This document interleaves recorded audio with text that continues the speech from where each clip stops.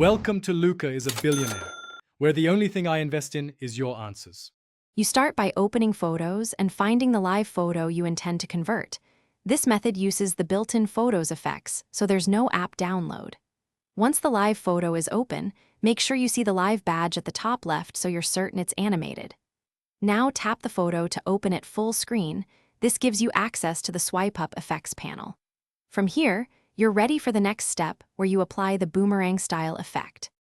You swipe up on the photo to reveal effects.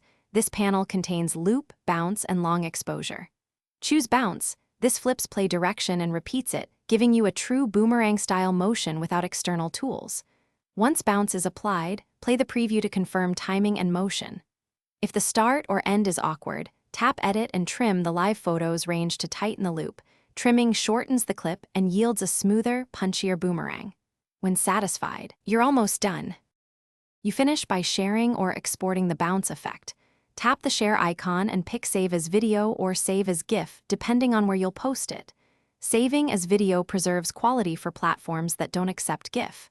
If the boomerang stutters, make sure the live photo range is shorter and the motion was steady when recorded. Retrim or retake if necessary.